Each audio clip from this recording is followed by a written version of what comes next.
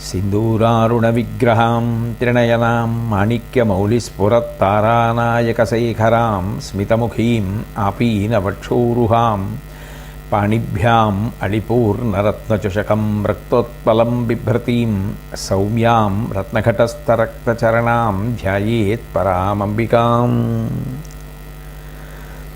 हरि ओम। పరమేశ్వర స్వరూపమైన సభకి నమస్కారం. మనకి అనేక సహస్రనామ స్తోత్రాలు ఉన్నాయి.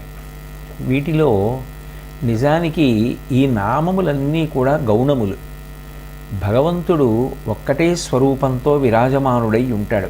ఏకో దేవః సంయజ్ఞాతః అని. అటువంటి ఒకే రూపమైనటువంటి పరమాత్మ ఎవరైతే ఉన్నాడో ఆయన సనాతన ధర్మమును కాపాడడం కోసమని అనేక అవతారాలుగా భూమి మీదకు వస్తూ ఉంటాడు. ఆ పరమాత్మకు నిజానికి లింగభేదం లేదు. స్త్రీ పురుష నపుంసకమూర్తియును కాక తిర్య కమర నరాది మూర్తియును కాక కర్మ గుణభేద సరసత్ప్రకాశి కాక వెనుక నందియుతానగు విభుతలంతు అంటారు భాగవతంలో. అటువంటి పరమాత్మ ఒక్కొక్క సందర్భంలో స్త్రీ స్వరూపాన్ని పొందుతూ ఉంటాడు.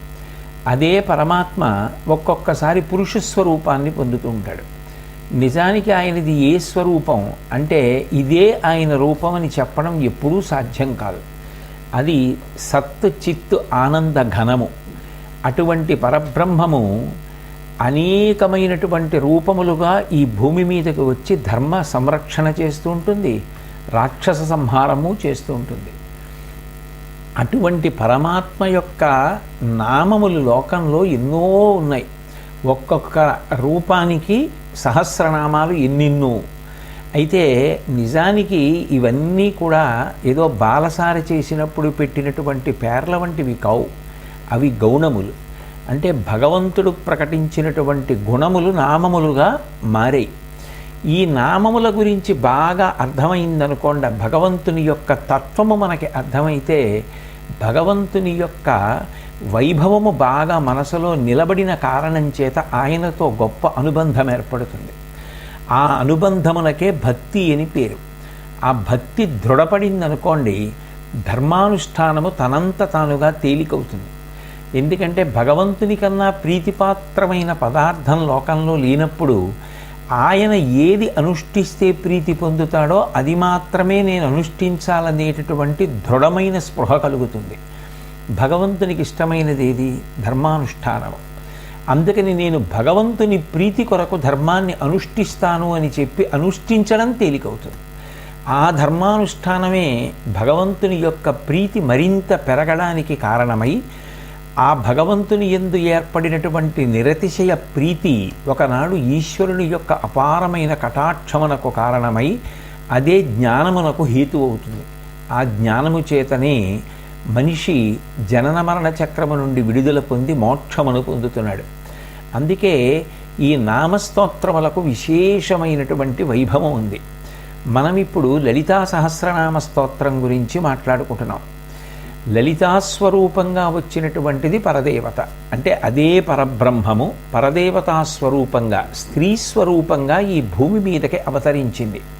ఎవరి లలిత అంటే లోకానతీత్యలలిత తేనచోచ్యతే అంటారు. లోకంలో ఉన్నటువంటి లాలిత్యమంతా ఒక చోట ఘనమైతే దానికే లలిత అని పేరు. అంటే పరిపూర్ణమైనటువంటి మాతృత్వం. ఇక ఆ తల్లికి బిడ్డల యందు ఉన్నటువంటి అపారమైన కారుణ్యము ఘనమైపోతే అదే లలితాపరా భట్టారిక. భట్టారికా శబ్దము అన్వయమైన కారణం చేత ఆ తల్లి పరమ పూజనీయురాలు అని మనకి అవగతం అవుతూ ఉంటుంది. ఇందులో మీరు పరిశీలిస్తే అన్ని లోకాలకి పైన మహాకైలాసము అనబడేటటువంటి లోకం ఉందని, ఆ లోకానికి అపరాజిత అని పేరు ఉందని శాస్త్రంలో చెప్పబడుతూ ఉంటుంది. ఆ అపరాజిత అనబడేటటువంటి మహాకైలాసమునందు ఉండేటటువంటి తల్లియే ఈ లలిత. అంటే దాని అర్థం ఆవిడికి కూడా ఒక చిరునామా ఉంది, అక్కడ మాత్రమే ఉంటుంది, ఇంకెక్కడా ఉండదు అని కాదు. సర్వసాధారణంగా ఆమె ఒక రూపాన్ని తీసుకుని నివసించే స్థానముగా చెప్పినప్పుడు ఆ మహాకైలాసము అపరాజిత అన్వయమవుతాయి. అందుకని ఆమెకు లలిత అని పేరు. మిక్కిలి ప్రకాశము కలిగినటువంటి తల్లి, అపారమైనటువంటి కాంతి ఘనమైతే అంత గొప్ప కాంతి ఘనమునకే లలిత అని పేరు. కాబట్టి ఆ తల్లి లలితాదేవి. దేవి అంటే దివ్, క్రీడించున్నది, ప్రకాశించున్నది, అపారమైనటువంటి ప్రకాశస్వరూపము కలిగినటువంటిది, క్రీడిస్తూ ఉంటుంది. ఏమిటి ఆవిడ క్రీడ అంటే సత్తు యందు అసత్తు చూపిస్తుంది, అసత్తు యందు సత్తు చూపిస్తుంది. దానికే మాయా అని పేరు. ఏది లేదో అది ఉన్నట్లుగా కనపడుతూ ఉంటుంది. ఏది శాశ్వతమో, సత్యమో, నిత్యమో అది లేనట్లు కనపడుతూ ఉంటుంది. అట్లా కనపడిన కారణం చేత ఆ మాయయందు పరిభ్రమించి జనన మరణ చక్రమునందు తగులుకుని ఉంటాడు జీవుడు. మహామాయా విశ్వం భ్రమయసి పరబ్రహ్మ మహిషి అంటారు శంకరులు సౌందర్యలహరిలో. అటువంటి మహామాయాస్వరూపిణి అయినటువంటి ఆ జగన్మాత ఈ లోకాన్నంతటినీ కూడా సత్తులో అసత్తుని, అసత్తులో సత్తుని చూపించి తిప్పుతూ ఉంటుంది. అలా తిప్పేటటువంటి తల్లి ఎవరో ఆ తల్లి క్రీడిస్తోంది కాబట్టి, ప్రకాశిస్తోంది కాబట్టి, ఆ తల్లి అనుగ్రహము చేతనే ఆ మాయ తొలగి పరబ్రహ్మము అవగతమై జ్ఞానము కలిగిన కారణం చేత ఇక మళ్ళీ పుట్టవలసిన అవసరాన్ని పోగొట్టుకుంటున్నాడు. కాబట్టి ఆ తల్లికి దేవి అన్న విశేషణం అన్వయమైంది. అందుకని ఆ తల్లిని లలితాదేవి అని పిలుస్తూ ఉంటారు. ఇందులో అమ్మవారి యొక్క నామములు తెలుసుకోవడం అనేటటువంటిది అత్యంత ప్రధానమైన విషయం. అయితే నిజానికి ఈ నామములను ఎవరు రచించారు అంటే ఇది ఒకరు రచించినది కాదు. ఆ తల్లియే తనను కొలిచేటటువంటి భక్తులందరినీ కూడా అనుగ్రహించడం కోసం ఒకానొక రోజున వసిన్యాది దేవతలందరినీ పిలిచింది. వసిన్యాది దేవతలు అంటే వాళ్ళు విద్యాది దేవతలు. వాళ్ళని పిలిచి వాళ్ళతో మాట్లాడుతూ ఆ తల్లి ఒక మాట అంది. భవత్యోమత్ ప్రసాదేన ప్రోల్లసద్వాగ్విభూతయః మద్భక్తానాం వాగ్విభూతి ప్రదానే వినియోజితాః. ఓ వసిన్యాది దేవతలారా, మీరు నా అనుగ్రహము చేతనే ఇంత గొప్ప వాక్ సంపత్తిని పొంది ఉన్నారు.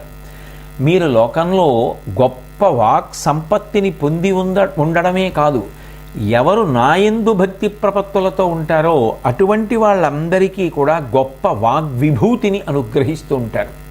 అంటే వాళ్ళకున్నది అంత గొప్ప వాక్ సంబంధమైన సంపద. ఆ సంపదనే లలితాపరాభట్టారిక భక్తులైనటువంటి వారికి అనుగ్రహిస్తూ ఉంటారు.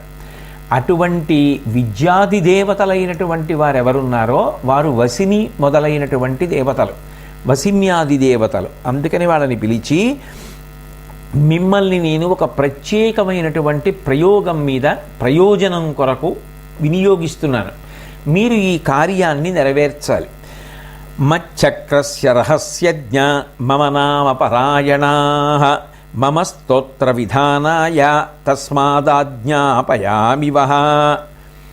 ఓ వసిన్యాది దేవతలారా, మీకు శ్రీచక్ర సంబంధమైనటువంటి రహస్యములన్నీ తెలుసు. ఎందుకని? నా చేత అనుగ్రహింపబడి మీరు ఇంత గొప్ప విద్యని పొంది ఉన్నారు. నా చేత అనుగ్రహింపబడి ఇంత విద్యని పొంది నన్ను సేవించేటటువంటి భక్తులకు మళ్ళీ ఆ విద్వత్తుని అనుగ్రహిస్తూ ఉంటారు. కాబట్టి నా అనుగ్రహాన్ని ఎప్పుడూ మీ యందు నిలబెట్టుకోవడం కోసం మీరు శ్రీచక్రార్చన చేస్తూ ఉంటారు. మీకు శ్రీచక్ర సంబంధమైనటువంటి రహస్యములు తెలుసు. 2, మీకు పంచదశి మహామంత్రానికి సంబంధించినటువంటి విశేషములన్నీ కూడా అవగతమై ఉన్నాయి. అందుకే నిష్ఠతో నియమంతో ఆ మంత్రాన్ని జపిస్తూ ఉంటారు. ఈ కారణం చేత మీకు నా యొక్క గుణములను నామముగా పారాయణం చెయ్యాలి అనేటటువంటి ఆసక్తి ఉంది.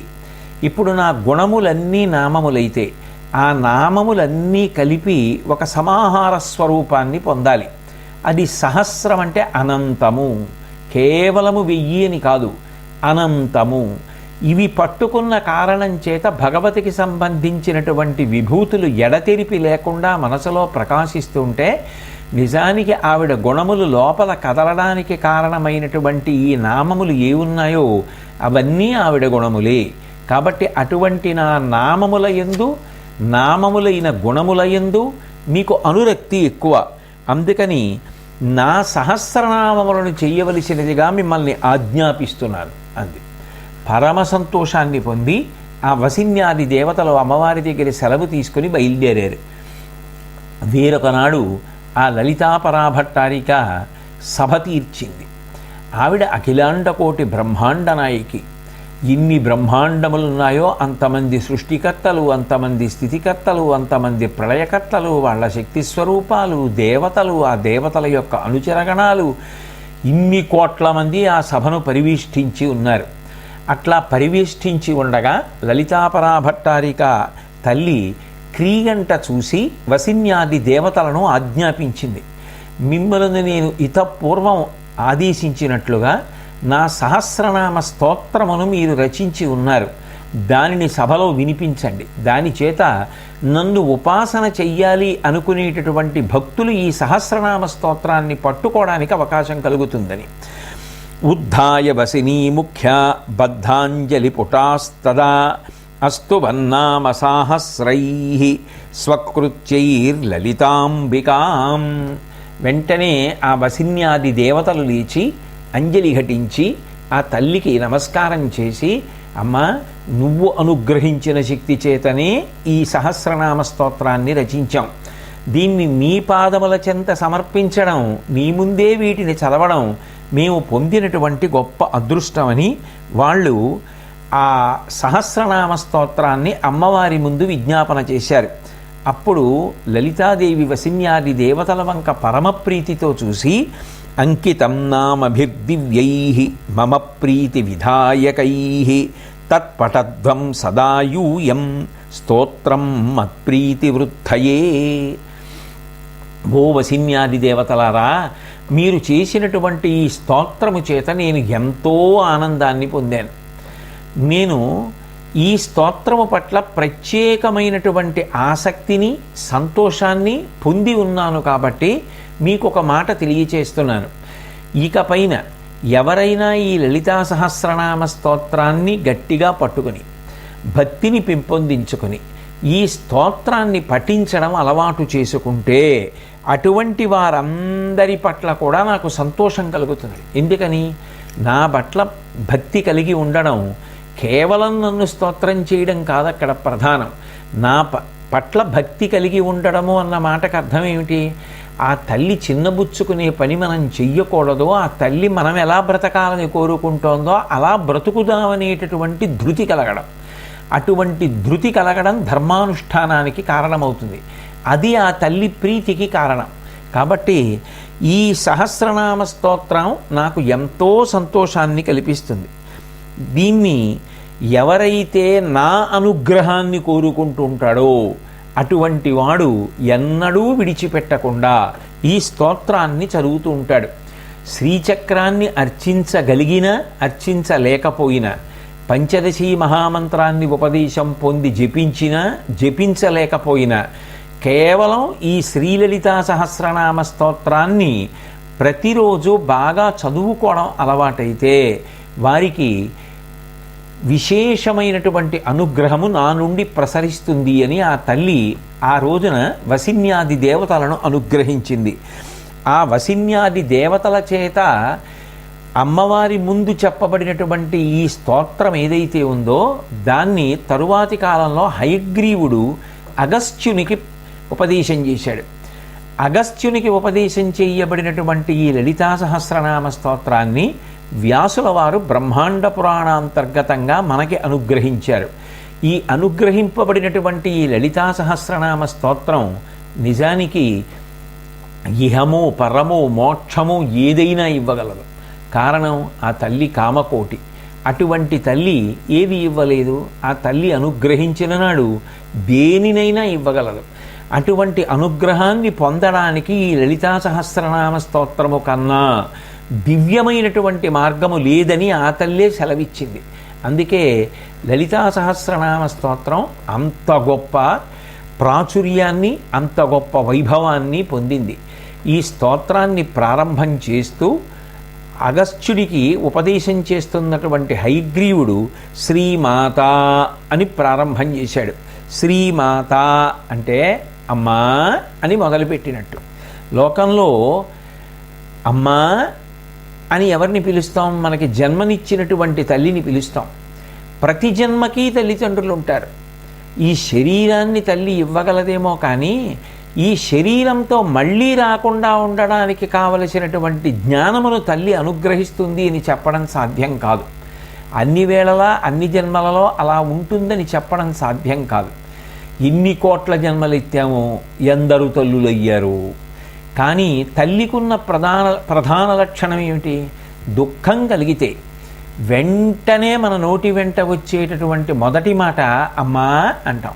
ఏదైనా బాధ కలిగిందనుకోండి, అప్రయత్నంగా మన నోటి వెంట వచ్చేటటువంటి మాట అమ్మా అనడం.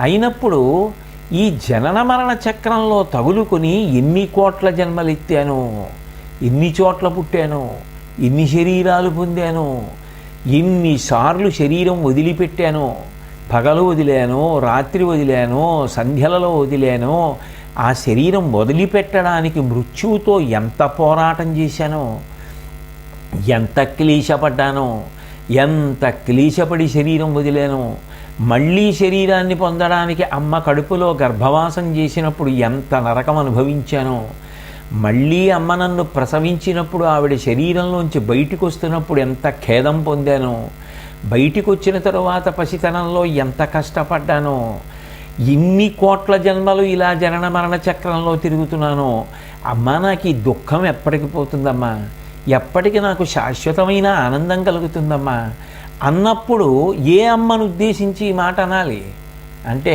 జగన్మాత అయినటువంటి లలితాపరాభట్టారికా స్వరూపాన్ని ఉద్దేశించి పిలిచిన నాడు అమ్మా అని పిలిచినంత మాత్రం చేత, ఏడ్చినంత మాత్రం చేత మన అవసరాన్ని తాను తెలుసుకొని పరిగెత్తుకొచ్చి కాపాడినటువంటి కన్న తల్లిలా మనకున్నటువంటి పెద్ద దుఃఖమైనటువంటి జనన మరణ చక్రము నుండి విడుదల చెయ్యగలిగినటువంటి అపారమైన కరుణామూర్తియే శ్రీలలిత. కాబట్టి ఆ తల్లి శ్రీమాత. శ్రీ అన్న అక్షరంలో షకార రకార ఈకారములు ఉన్నాయి. ఈ మూడు సృష్టి స్థితి లయ ఈ మూడిటికి కూడా చిహ్నములై ఉంటాయి. అయినప్పుడు సృష్టి శక్తి బ్రహ్మగారి శక్తి అయినటువంటి సరస్వతి, స్థితి శక్తి స్థితికారుడైనటువంటి శ్రీ మహావిష్ణువు యొక్క శక్తి స్వరూపిణి అయిన లక్ష్మీదేవి, లయకారకుడైనటువంటి పరమేశ్వరుని యొక్క ఇల్లాలు పార్వతీదేవి. ఇప్పుడు ఈ మూడు శక్తుల యొక్క ఆదిశక్తి ఎవరో, ఏ శక్తి ఈ మూడు శక్తులుగా పరిణమిస్తోందో ఆవిడే శ్రీమాత. దీన్నే పోతన గారు భాగవతంలో అమ్మలగన్నయమ్మ ముగురమ్మల మూలపుటమ్మ చాలా పెద్దమ్మ సురారులమ్మ కడుపారడి బుచ్చినయమ్మ తన్నులు నమ్మిన వెల్పుటమ్మల మనంబున ఉండెడియమ్మ దుర్గమాయమ్మ కృపాబ్ధినిచ్యుత మహత్వ కవిత్వ పటుత్వ సంపదల్ అంటారు. అటువంటి అమ్మలగన్నయమ్మ నమ్మితి నామనంబున సనాతనులైన ఉమామహేషులన్ అంటారు కదూ, ఆ సనాతని ఆ తల్లి. అటువంటి లలితాపరాభట్టారికా స్వరూపం సృష్టి శక్తికి స్థితి శక్తికి ప్రళయశక్తికి కూడా తల్లి స్థానంలో నిలబడినటువంటి తల్లి. కాబట్టి ఆమె నుండియే ఈ మూడు శక్తులు వచ్చాయి. కాబట్టి ఆ తల్లి శ్రీమాత. అంతేకాదు, మాత అన్న శబ్దము చేత కొలిచేది అని తెలుస్తుంది. శ్రీ అంటే సంపద, ఐశ్వర్యం. సంపదని కొలిచేటప్పుడు రెండు విధాలుగా కొలుస్తారు. ఎంత ఉన్నది, ఎక్కడ ఉన్నది. ఆయనకి ఎంత సంపద ఉందండి అంటే, అయ్య బాబోయ్ ఆ ఊళ్ళో భూమి ఉందండి, ఈ ఊళ్ళో భూమి ఉందండి, ఇంత భూమి ఉందండి అంటారు. అంటే దేశమునందు కొలుస్తారు. ఇంత ఉన్నది అంటారు. కొలిచేటటువంటిది కొలవబడేదానికన్నా ఎప్పుడూ గొప్పదే. మీరు ఏది పెట్టి కొలుస్తున్నారో అది కొలవబడేదానికన్నా కొలిచేది గొప్పదై ఉంటుంది. ఎందుకంటే అది ఎంత గొప్పదాన్నైనా అది కొలుస్తూ ఉంటుంది. అమ్మవారు శ్రీమాత. ఎవరి దగ్గర ఏ విభూతి ఉన్నప్పటికీ కూడా యద్యద్విభూతి మత్సత్వం శ్రీమదుర్జితమేవవా తత్తదేవావగచ్చత్వం మమ తేజోంశ సంభవం అంటాడు కదా గీతాచార్యుడు. లోకంలో ఎక్కడ ఏ తేజస్సు ఉన్నప్పటికీ కూడా అది ఆ భగవతి యొక్క అనుగ్రహ విశేషము తప్ప వేరొకటి కాదు. అయినప్పుడు కొలిచే తల్లి ఆవిడ, కొలవబడేటటువంటి వాళ్ళం మనం. అందుకని ఎప్పుడూ కూడా ఆమె కొలవబడేటటువంటిది మాత్రం కాదు. ఆమెని కొలవడం ఎవరికీ సాధ్యం కాదు. ఆమె శక్తి ఇంత అని చెప్పడం సాధ్యం కాదు. ఆమె సంపద ఇంత అని చెప్పడం సాధ్యం కాదు. ఆమె అనుగ్రహం ఇంత అని చెప్పడం సాధ్యం కాదు. అనంతము ఆమె యొక్క శక్తి. ఆమె మనకి ఏదైనా ఇచ్చి కొలవగలదు. ఇంత ఇచ్చాను అని చెప్పగలదు. అందుకని శ్రీమాత ఇచ్ఛాశక్తి, జ్ఞానశక్తి, క్రియాశక్తి స్వరూపిణి. కాబట్టి ఆ తల్లి శకార రకార ఈకారముల చేత ప్రతిపాదింపబడుతోంది. శ్రీమాత ఇచ్ఛాశక్తి, జ్ఞానశక్తి, క్రియాశక్తి అన్న మాటలకు అర్థం ఏమిటంటే, నాకు ఆకలిస్తోంది అనుకోండి, నాకు ఆకలిస్తోంది, ఏదైనా తినాలి, ఇదిగో అక్కడ యాపిల్ పండు ఉంది, ఆ పండు కోసుకు తిందాం, ఇచ్ఛాశక్తి. ఆకలి యాపిల్ పండు తింటే తీరుతుందని తెలుసుకోవడం జ్ఞానశక్తి. ఆ తెలుసుకున్న తర్వాత ఆ యాపిల్ పండు తెచ్చుకుని కడుక్కుని కోసుకుని ముక్కలు చేసుకుని నవిలి మింగి మంచినీళ్లు తాగి ఆకలి తీర్చుకోవడం క్రియాశక్తి. ఈ ఇచ్ఛాశక్తి, జ్ఞానశక్తి, క్రియాశక్తులే శకార రకార ఈకారముల చేత ప్రతిపాదింపబడినప్పుడు శ్రీమాత ఈ మూడు శక్తులకు మూలశక్తి, ఆదిశక్తి. కాబట్టి లోకంలో ఎక్కడెక్కడ ఏ కార్యములు నెరవేరుతున్నా ఈ మూడు శక్తులుగానే జరుగుతుంటాయి. కాబట్టి ఈ మూడు శక్తులకు ఆదిశక్తి అయినటువంటి తల్లి ఎవరో ఆమెయే శ్రీమాత. శ్రీ అంటే వేదరాశి. వేదములు స్వరము చేత తత్వమును ప్రతిపాదించడం చేత, మంత్రస్వరూపముల చేత, సూక్తముల చేత మూడు అని చెప్తారు. అందుకే శంకరులు కూడా శివానందలహరిలో త్రైవేద్యం హృద్యం త్రిపురహరమాద్యం త్రినయనం అంటారు. త్రైవేద్యం, రుక్కు, యజ్జు, సామ, ఈ మూడు అథర్వణ వేదం ఈ మూడిలోకి వచ్చేస్తుంది. కాబట్టి ఈ మూడుగా ఉన్నటువంటి వేద రాశినంతటినీ కూడా ఏ తల్లి అనుగ్రహించిందో ఆమెయే శ్రీమాత. శ్రీ అంటే విషము అని ఒక అర్థం. అందుకే కదా శ్రీకంఠుడు అంటారు శంకరుణ్ణి. ఎందుకు శ్రీకంఠుడయ్యాడు అంటే, ఆ హాలాహలం లోకాలన్నిటినీ పాడు చేస్తుంటే ఆ హాలాహలము చేత లోకములు దగ్ధమైపోకుండా ఉండడం కోసమని దానిని తెచ్చి కంఠంలో పెట్టుకున్నాడు. కంఠంలో పెట్టుకుని లోకములనన్నిటినీ కాపాడాడు. కాబట్టి ఆయన శ్రీకంఠుడు అని కీర్తింపబడ్డాడు. కంఠం నల్లబడింది. ఆయన ఒకటి, ఆమె ఒకటి కాదు, ఇద్దరు ఒకటే. పార్వతీ పరమేశ్వరులు రెండుగా ఉండరు. పాలు తెలుపు, పువ్వు సువాసన, సూర్యుడు కాంతి, చంద్రుడు వెన్నెల, పరిమళము పదార్థము పువ్వు, ఇవి ఎలా కలిసిపోయి ఉంటాయో పార్వతీ పరమేశ్వరులు కూడా అలాగే కలిసి ఉంటారు. ఆ కామేశ్వర కామేశ్వరి ఇద్దరు ఒకటిగా ఉంటారు తప్ప వేరుగా ఉండేవాళ్ళు కాదు. అందుకని ఆయన హాలాహల భక్షణము చేశాడు అంటే ఆమె కూడా హాలాహల భక్షణము చేసినదే అని అర్థం. అందుకు కదూ పోతన గారు భాగవతం చేస్తూ మృంగెడువాడు విభుండని మృంగెడిదియు గరళమనియు మేలుని ప్రజకున్ మృంగమనే సర్వమంగళ మంగళసూత్రమునెంతమది నమ్మినదో. ఆ తల్లి అనుగ్రహం కదూ. ఆ తల్లి మెడలో మంగళసూత్రం ఉండగా హాలాహలాన్ని భక్షిస్తే మాత్రం శంకరుడికి ఏమవుతుంది?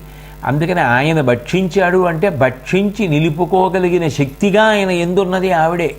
అందుకే సమస్త లోకములు పీడింపబడతాయి అనేటటువంటి ఉద్దేశ్యంతో ఆయన హరుడు గళమునందు హాలాహలము పెట్ట కప్పుగలిగి తొరడపు కరుణ నొప్పి. ఆయన హాలాహలాన్ని కంఠంలో పెట్టుకొని బయటికి వదిలిపెడితే లోకాలు కాలిపోతాయి. లోపలికి తీసుకుంటే కడుపులో ఉన్నటువంటి లోకాలు పోతాయి. ఉదరము లోకంబులకును సదనంబుకు తిరిగి చటుల శివుడు చటుల విషాగ్నిన్ కుదురుకొని కంఠబిలమున పదిలంబుగా నిలిపే మధుర ఫలసూక్ష్మక్రియన్ అంటారు. ఆ కంఠంలో ఆ హలాహలాన్ని ఉంచుకుంటే ఆ కంఠం నల్లబడింది. అందుకని శ్రీకంఠుడు అయ్యాడు. శ్రీమాత ఆ తల్లికి ఆయనకి అభేదం కాబట్టి లోకములను రక్షించడానికి గరళాన్ని కంఠంలో పెట్టుకున్నటువంటి తల్లి. అంటే అంత లోకాల్ని బాధపెట్టేదైతే కంఠంలో దాచేసుకున్నాడు. లోకాలకి వెన్నెలలు పంచిపెట్టేదైతే, తప్పు చేసినా తప్పు తెలుసుకున్నవాడైతే నెత్తి మీద పెట్టుకున్నాడు చంద్రుణ్ణి. ఆయనలా ఉండడం నేర్చుకో, ఆవిళ్ళ ఉండడం నేర్చుకో అన్నది లోకానికి సందేశం. కాబట్టి ఆ తల్లి శ్రీమాత. శ్రీ అంటే పూజనీయురాలు. లోకంలో కన్న తల్లియే విశేషమైనటువంటి పూజకు అర్హురాలు. ఎందుకంటే అమ్మకి పరదేవతకి అభేదం. మాతృదేవోభవ అంటే అమ్మ పరదేవతతో సమానము అని కాదు, అమ్మయే పరదేవత అయి ఉన్నది. అయినప్పుడు శ్రీమాత ఆ తల్లి పూజనీయురాలు. ఆమెని ధ్యానం చేసిన, ఆమె నామం పలికిన, ఆమెకి ప్రదక్షిణం చేసిన, ఆమె స్తోత్రం చదివిన, ఆమెని పూజించిన, ఆమెని జపం చేసిన, ఆమెకి హోమం చేసిన, ఏది చేసినా, ఆమె మీద పాట పాడిన, ఆమె గురించి మాట్లాడిన, ఆమె గురించి చదువుకున్న, అది ఆత్మోద్ధరణకి హేతువవుతుంది తప్ప పతనమునకు కారణము కాదు. అందుకే జీవోద్ధరణ చెయ్యగలిగిన తల్లి కాబట్టి ఆమె పూజనీయురాలై ఉన్నది. ఇన్ని కారణముల చేత ప్రథమనామంలో శ్రీమాత అని పిలిచారు. అమ్మకి లోకంలో అమ్మ అన్న పిలుపు కన్నా గొప్ప పిలుపు ఇంకే ఉండదు. ఆవిడ ఎంత చదువుకోనివ్వండి, ఎంత అధికారిని కానివ్వండి, ఎంత ఐశ్వర్యవంతురాలు కానివ్వండి, అమ్మని బిడ్డలు ఆ పేరుతో సంబోధించారనుకోండి, ఆవిడ అధికారిని అయ్యుంటే ఆ అధికారంతో సంబోధించారనుకోండి, నువ్వు ఫలానా అధికారినివమ్మా అని, తల్లి చిరాకు పడుతుంది. మీరు నన్ను అలా పిలవడం ఏమిటని. అమ్మకి ఇష్టమైన పిలుపు ఏమిటంటే అమ్మా అని పిలిపించుకోవడమే. ఎంత తల్లి అంత గొప్పదైనా మనందరం ఆవిడికి బిడ్డలం. అందుకే అమ్మా అని పిలిస్తే పొంగిపోతుంది. అందుకే హయగ్రీవుడు అగస్త్యుడికి ఉపదేశం చేసినప్పుడు మొట్టమొదటి నామంగా తీసుకొచ్చింది శ్రీమాత. వసిన్యాది దేవతలు కీర్తించింది శ్రీమాత. వ్యాస భగవానుడు మనకు అనుగ్రహించింది శ్రీమాత. లలితాదేవి వసిన్యాది దేవతల ద్వారా అనుగ్రహించింది శ్రీమాత. కాబట్టి ప్రథమనామం శ్రీమాత. శ్రీమాత్రే నమః. తరువాత శ్రీ మహారాజ్ఞి. ఆ తల్లి మహారాజ్ఞి. లోకంలో అనేక మంది రాణులు ఉండవచ్చుగాక, అనేక మంది పరిపాలన చేయవచ్చుగాక, వాళ్ళందరూ భూఖండములను పరిపాలించిన వారు. ఆ తల్లో మహారాజ్ఞి. ఆమె మహాపరిపాలకురాలు, గొప్ప శోభతో కూడుకున్నటువంటి రాణి. ఎందుచేత అంటే ఆవిడ అఖిలాండకోటి బ్రహ్మాండ నాయకి, సకల భువనాధీశ్వరి.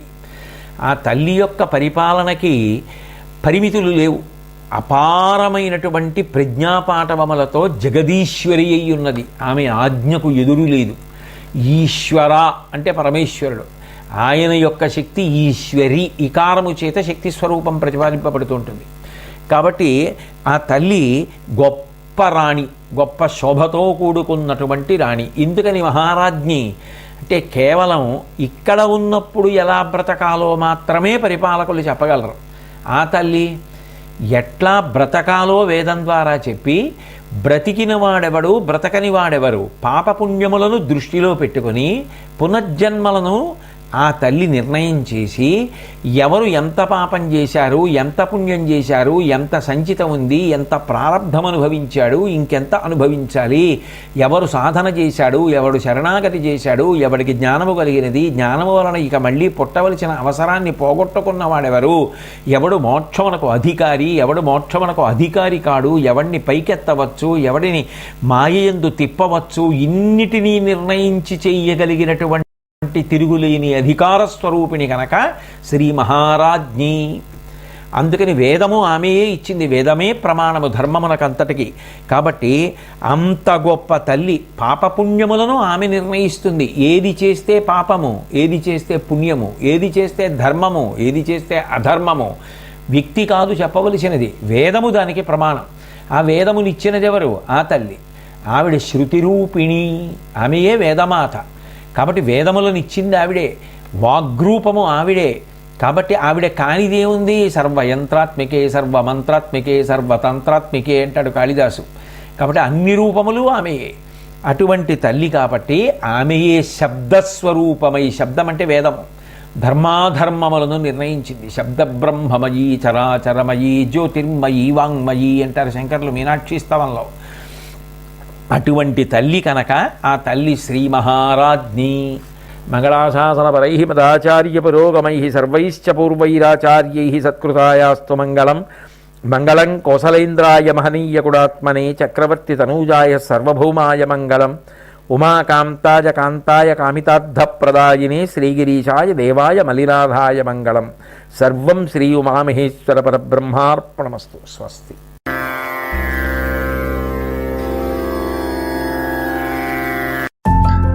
Thank you for watching. Like చేయండి, షేర్ చేయండి, సబ్స్క్రైబ్ చేయండి. For more videos, Tiny Ways.